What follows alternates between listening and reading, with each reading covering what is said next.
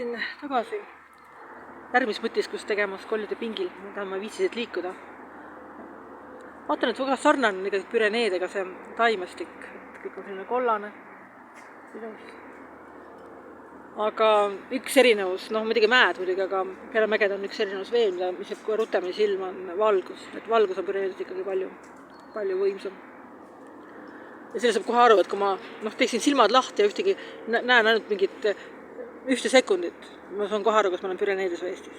Mingit vahet ei ole, eks. Tähendab, vahe on väga suur, selles mõttes, et ma näen kohe ära, kummas ma olen, eks. No nii, mõtlesin, et räägin ühe mõtistluse, et räägin sellest, kuidas kapo peadirektor meid lolliks sõimas. Ikkagi väga tore mälestus, jutumärkides. Et jah, ma pidin seoses oma õpingutega osalema ka 1 aastal üritusel. Seal on ettekanded ja räägitakse mitte millestki põhimõtteliselt 2 päeva. Ja siis esimene aasta öö läbi joodi seal ja laamendati, see oli niivõrd kohutav.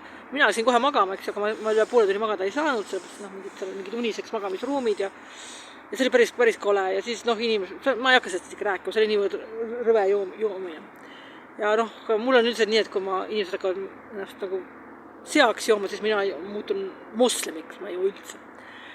No nii, ja siis, aga mõtlesin, et ma 2 aastat vastu ei pea sellest, see on kohustus, ma pean ise selle üritusest maksma ja siis ma pean kohustused kannatama ka. Ma mõtlesin, ma pean veel rohkem maksma, et siis äkki ei pea kannatama nii palju.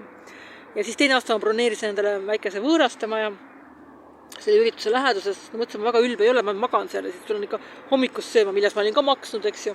Et sinna teistega, aga pärast oli nii, et ma ei saanud hommikusöögi ka teistega süüa, et juba lihtsalt maksin veel hotellile veel, et hommikust ka seal süüa.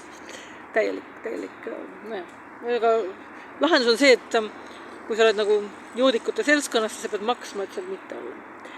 Nii, ja siis, aga 2 aasta oli üks esinejatest, see oli kapo peadirektor, endine. Ja siis ta rääkis kõigest ja mitte millestki, temasugused isikud räägivad ikka. Ei olnud väga huvitav jutt, aga pidi kuulama. Ja siis pärast seda oli küsimuste vastuste voor ja muidugi üks entusiast esitas ka küsimuse minusuguste isikute kohta, keda ma silmas enda suguse all, kes on haritud, enam-vähem, eks. Ja kes ei saanud seda õlga alla panna. Ja siis muidugi kapo ütles, et aega haridusega targaks ei tee ja lolliks seda pedas. Ühesõnaga sõimas mind ümber nurga, siis öeldakse lolliks. Ma mõtlesin, issand jumal, et ma maksan siin roppu raha ja selleks, et kuulata, kuidas kapo peadirektor mind lolliks sõima. Peab olema selline teatav, õnneks ma olen musta huumori meel hästi arenenud ja ma isegi suutsin sellest teatavat naljakat momenti näha. Aga siis veel naljakamaks, kui avaldati see raamat Sündikaat, kus seda sama kapo peadirektorit siis need on sisik, kellel ta põhinevat, sest tegelikult raamat autor ütleb, et kõik on välja mõeldes, eks ju. Jah, jutumärkides välja mõeldes. Siis et olevat Vene luurega koostööd teinud. Nii et aina mustemaks huumor läheb. Aga jah, kui keegi on veel, keda on kapo peadirektor lolliks sõimanud, siis on ta minuga samas grupis. Aga see küsimus, kui ma olin Püreneedes, mul oli täiesti see äng oli täiesti nullis, või isegi miinusmäril, eriti kui ma olin seal erinevate riikide vahel looduses kõndisin. Aga nii palju Eestisse tagasi, et mingi must pilv on langenud mu peale, ma ei tea. Vähemalt on sügisvärvid ilusad. Nii et jah, see oli siis selline lühimõtisklus teemal, kollide pingil olen jälle, jah. Võitakse kolle ka lolliks sõimaks, papojaanet.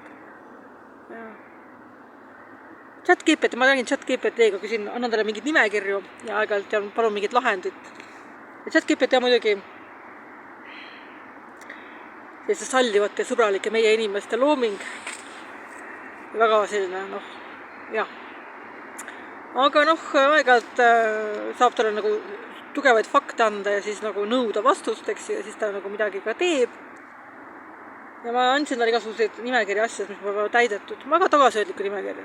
Et mul nimekirjas oli, et peab olema ohutu. Ma ei taha mind täna ära tapetud. Või ma kuritegude ohvriga hakkaksin kohe langema. Ja ma tahan, et oleks lihtne üüriturg. sellest muidugi viimases ChatGPT aru ei saanud, kas mul andma riike nagu Läti ja Saksamaa. Ma mõtlesin, kuulge, Saksamaa ja Läti on lihtne üüriturg, sure maha, eks ju. Seal on väga raske üürida, vastupidi, sest üürikil on liiga palju õigusi. Ja siis ma ütlesin, et lihtne üüriturg on see, et kui ma maksan, siis ma elan jumalasta rahus. Kui ma ei maksa, siis ma lendan kohe tänavale. Et see on nagu see omanikul on kaitse. Ja siis selle peale ChatGPT, et Euroopas on ühtegi sellist riiki. Aga siis ta soovitas mul Mehhikosse kolida. Nii et ma ütlesin, et kas sellel on mingi narkokartellid, aga tuleb välja, et igas kohas ei ole, see väga suur riik. Nii et jah, võib-olla tulebki hakata varsti ära kolima. Ma sooviksin riiki, kus kohaliku kaitsepolitsei juht ei sõimaks meid lolliks. See on muidugi väga naljakas, kui sõimab, eks ju, väga tore ja armas ja kõik ja nii edasi, aga ma eelistaksin väga, kus oleks kaitsepolitsei muidugi olemas, sest see on vaja